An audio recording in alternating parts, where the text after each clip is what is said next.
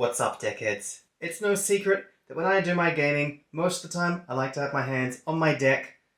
That's right, Valve's Steam Deck. This thing is a very powerful, portable gaming device. But sometimes I also like to sit back, relax, with the deck connected to a big screen TV, and play from my couch. I think I might have found the best controller for that. The HORIPAD Steam Controller. A lot of people are calling this the Steam Controller 2 for good reason. That's because it has Valve's full support with, first of all, a Steam button here, but also, maybe more importantly for the Steam Deck, the Quick Action Menu button just over here. In addition to that as well, it's got additional buttons just here and here, as well as on the back, much like the Steam Deck, here and here. These buttons are recognized by the Steam OS. You can go in and check the calibration and see that they're functioning. In addition, you can also go in and configure them in Steam Input. This is a huge benefit to this controller. Now, this controller is going to be compared to two other controllers. The first one, very obvious, the actual Steam controller. Obviously, there's no trackpads on the HORIPAD controller.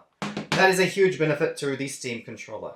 Besides that though, I think they've covered it pretty well. Having the additional 4 buttons there is going to really help transfer a lot of that Steam Deck handheld controlling over to couch play. One other controller this is probably going to be compared to a lot is the 8-bit 2 controller. And this controller might not look like much, but it's actually a pretty darn good controller. The biggest thing for this controller, it's just very nice, feels very comfortable in the hand. Now this controller also has these buttons on the back. However, when using this on Steam OS, it recognizes the inputs here. So you can go into the calibration screen and see that they're firing off. But Steam Input doesn't support it. With HORIPAD, I guess they have Valve's blessing, and they've been able to go in there and get Valve to fully configure an input for this specific controller. Let's quickly list off the pros of this controller up to this point. We have the dedicated Steam button, the Quick Action Menu button, and also the 4 additional buttons there, which can be configured however you want. This is probably the best controller at emulating the Steam Deck controls. Now, let's look at the cons. We had the obvious one, the no trackpad. Also, the controller, the material feels a little bit cheap compared to something like the 8-bit 2 controller. This feels really nice, and the price difference is pretty similar. The other one is there is no rumble for this. So if you want to have rumble support, you like playing games and it gives you a little bit of a tingle as you play it in your hand, then you're looking at the wrong controller. This is not it. There is one more big con to this controller, and this is also most controllers as well, but this dedicated Steam button is also the power button. So if you try and long press that, and let's say move the joystick so that you can control the mouse, then after a few seconds, the power on this controller is going to go off. Because of that, even with this controller, it's not going to be able to support point-and-click adventures and strategy games, as well as something like the original Steam controller.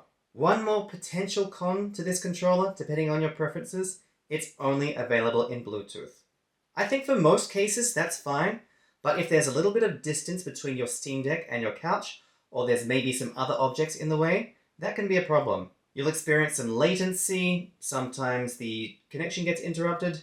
For those situations, it's much better to have something like the 8-bit 2 controller. The 8-bit 2 controller also comes with a stand which functions as a charger and also as a USB signal receiver. That gives you a much more stable, much stronger signal to your Steam Deck. Obviously the downside to that is it's not so portable. So if you want more portability and there's not going to be much interference, then without a doubt you'll be perfectly fine with the HORIPAD controller.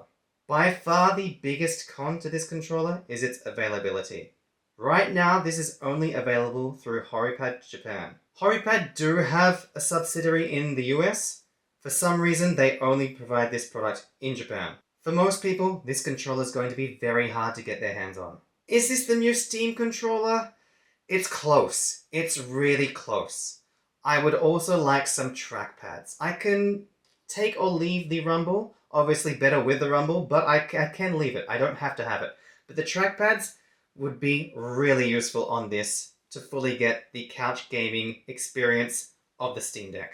If you found this video useful, then make sure to give it a thumbs up to help other people find it, and click that subscribe button and ring that notification bell so you don't miss out on any future Deckhead content. See you next time, Deckheads!